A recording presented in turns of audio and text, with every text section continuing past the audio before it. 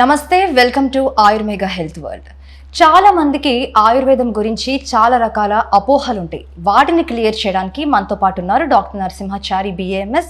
వారిని అడిగి వివరంగా తెలుసుకుందాం.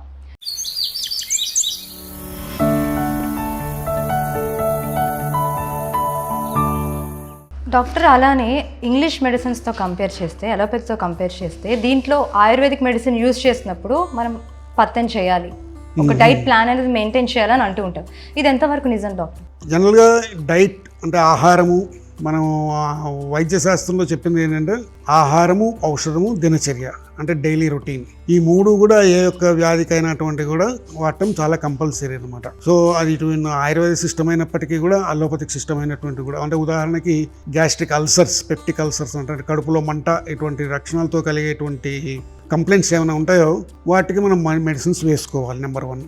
నెంబర్ 2, మరి ఆ కడుపులో మంట, అల్సరేషన్ తగ్గటానికి కారం తక్కువగా ఉన్నటువంటి ఆహార పదార్థాలు స్వీకరించాలి. అలాగే అవి వాడుతున్న టైంలో డైట్ రిస్ట్రిక్షన్ పాటించటము. తర్వాత హర్రీ, వర్రీ, కర్రీ అనేటువంటి 3 సిద్ధాంతాలు ఉన్నాయన్నమాట. హర్రీ అంటే ఒక టైం లిమిట్ పెట్టుకోకుండా, ఒక క్రమ పద్ధతి పాటించకుండా ఆహారం స్వీకరించడం. వర్రీ అంటే ఊరికి ఎప్పుడు మానసికంగా చింతన చేసుకుంటూ ఉండటం, యాంగ్జైటీ, డిప్రెషన్ ఇలాంటి వాటిలో గురి అవ్వటం. అలాగే కర్రీస్, విపరీతమైనటువంటి మసాలా వస్తువులు, కారం దినుసులు ఇటువంటివి వాడుతూ ఉంటే ఆ యొక్క వ్యాధి కంపల్సరీగా తిరగబెడుతూ ఉంటుంది. ఏ మందు వాడినా తగ్గడానికి చాలా టైం పడుతుంది. సో అదే సూత్రం ఆయుర్వేదంలో కూడా ఉపయోగపడుతుంది అనమాట. సో స్వతహాగా ఆయుర్వేద మందులు వాడినందువల్ల యొక్క వ్యాధి పథ్యం అవి ఆయుర్వేద మందులే కాదు పథ్యం అనేది చెప్పేది. ఈ పథ్యము అనేటువంటిది మనము ఆ యొక్క డిసీజ్ ప్రోగ్రెసివ్ని తగ్గించడానికి, అలాగే health betterment of health improvement కోసం మనం ఈ ఆయుర్వేదంలో పథ్యాలని చెప్తారు. అది ఏ సిస్టంలో అయినా వర్తిస్తుంది అనమాట. ఓకే డాక్టర్, అలానే ఆయుర్వేదిక్ మెడిసిన్స్లో హెవీ మెటల్స్ యూజ్ చేస్తారు అంటారు, లైక్ కాపర్, జింక్, గోల్డ్ అని. ఇది ఎంతవరకు నిజం? అది ఇంతకుముందు మీకు చెప్పినట్టుగా ఖనిజ పదార్థాలు అంటారు. అంటే మీరు మామూలుగా తీసుకునేటువంటి గోల్డ్ లేదా ఇతర వైద్య విధానాల్లో ఇతర కెమికల్స్లో గోల్డ్, సిల్వరు, జింకు ఇలాంటి కెమికల్స్ ఏవైతే ఉంటాయో ఆ కెమికల్స్ను ఆయుర్వేదంలో వాడేటువంటి ఈ యొక్క వస్తువులు చాలా డిఫరెంట్ అనమాట. అంటే ఉదాహరణకి సల్ఫర్ అని మీరు కనుక అంటే మామూలుగా మనం బయట దొరికే వ్యావహారికంగా వాడే సల్ఫర్ అనేది వేరు కంప్లీట్లీ.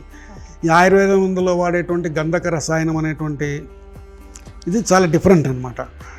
సో ఈ యొక్క మెడిసిన్స్ని మరి చాలా శాస్త్రీయబద్ధంగా పురాతన కాలం నుంచి కూడా ఈ యొక్క ఔషధ శుద్ధి అంటారు.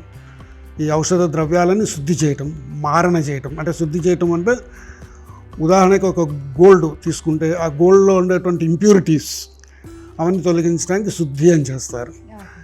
దాని తర్వాత శోధనం, మారణం అని ఇంకో ప్రాసెస్ ఉంటుంది. అంటే ఆ యొక్క గోల్డ్, ప్యూరిఫై అయినటువంటి గోల్డ్ మన శరీరంలో మెడిసిన్గా ఉపయోగపడి ఎటువంటి సైడ్ ఎఫెక్ట్ లేకుండా మనకి వచ్చేటువంటి యొక్క వ్యాధులను తగ్గించడానికి అనుకూలంగా తయారు చేసే ప్రక్రియని మారణము అంటారు అనమాట. అంటే ఆ మెటాలిక్ ప్రిపరేషన్స్లో ఆ మెటాలిక్ ప్రాపర్టీస్ ఉండవు మన మందులు వాడేటప్పుడు, తయారు చేసేటప్పుడు. డాక్టర్, ఆయుర్వేదం అనేది శాస్త్రీయంగా ఉండే చికిత్స కాదు అంటారు. ఇది ఎంతవరకు నిజం?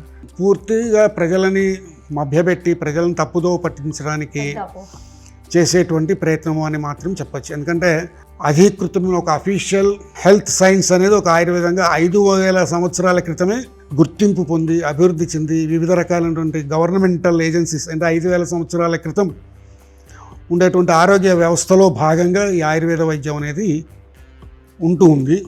సో దీనికి సంబంధించినటువంటి ప్రభుత్వ గుర్తింపు పొందినవి పురాతనమైనటువంటి అనేకటువంటి ఇన్స్టిట్యూషన్స్, ఆయుర్వేద సంస్థలు ఉన్నాయన్నమాట.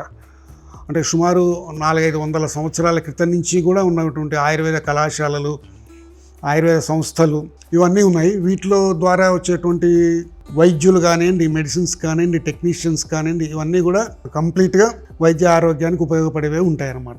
డాక్టర్, మా ఆడియన్స్కున్న అపోహలు, నిజాలు క్లియర్గా వివరించినందుకు thank you doctor. Thank you very much.